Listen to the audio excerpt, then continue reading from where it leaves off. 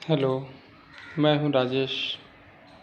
मैं अपने YouTube channel के माध्यम से आप सभी लोगों को मातृभाषा के संबंध में मैं पढ़ कर के बताने जा रहा हूँ।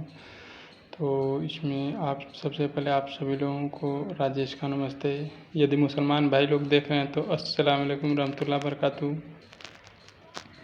मातृभाषा मानव को विशिष्टता प्रदान करने वाले कारकों में एक प्रमुख पहलू भाषा का है। भाषाएं भी नाना प्रकार की हैं, किंतु उनमें मातृभाषा का स्थान सर्वोपरि होता है। मातृभाषा का आशय ही माता की भाषा में किया गया संवाद है। जन्म के पूर्व माँ के गर्भ में रहकर पोषित एवं पलवित होते शिशु पर माँ द्वारा बोले जाने वाली भाषा का सशक्त प्रभाव पड़ता है। यदि गहराई से देखा जाए तो गर्भावस्था के दौरान माँ की धड़कनों से शिशु जुड़ा रहता है। माँ क्या खाती है, क्या सोचती है, कौन सी भाषा बोलती है, उसका गहरा प्रभाव पड़ता है। इसलिए जन्म के बाद बच्चा माँ की भाषा ही नहीं अपितु स्पर्श और दृष्टि तक की तरंगों को समझने लगता है। माँ रूपी मिट्टी से जन्मा पेड़ जब तक उससे जुड़ा रहता है तब तक हरा भरा रहता है, जबकि मिट्टी से कटते ही सूख जाता है। यही बात मातृभाषा पर भी लागू होती है। जननी का अर्थ तो जन्म देने वाली माँ से है, परंतु सूक्ष्मता से देखें तो जन्मभूमि भी माँ का गर्भ है। यानी उससे जो कुछ प्राप्त हुआ है उसके समक्ष स्वर्ग भी व्यर्थ है।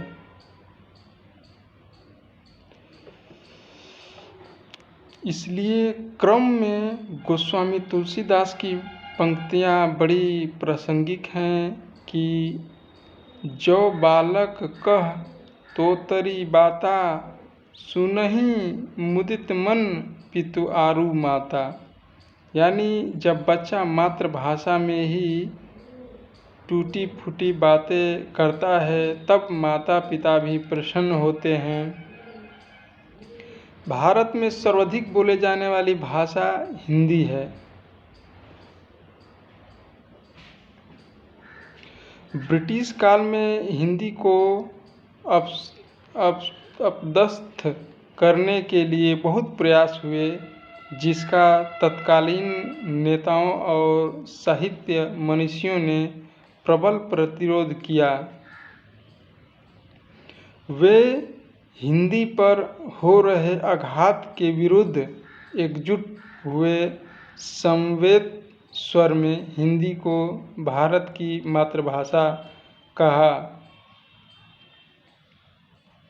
ऐसे में भारत के प्रत्येक नागरिक का दायित्व है कि वह अपनी संस्कृति, सभ्यता, इतिहास और सामाजिक संरचना के लिए राष्ट्र निर्माताओं के दर्शन को आत्मसात करे। इसमें भारत मातृभाषा का दर्शन भी समाहित है। इसको सुनील पांडे लिखे हैं। इसको जो मैं पढ़ रहा था इसको सुनील पांडे लिखे हैं। और यहीं ये समाप्त हो गया। आप सभी देखने वाले लोगों को राजेश का नमस्ते है। कृपया आप लोग हमारे चैनल को देखते हैं और लाइक करते हैं। इसके लिए परमपिता परमेश्वर आप लोगों को सुखी रखें, आप लोगों को सफलता दें। इस चैनल को, इस ज्ञान को और अधिक फैलाने के लिए आप लोग अपने फेसबुक पर शेयर करें।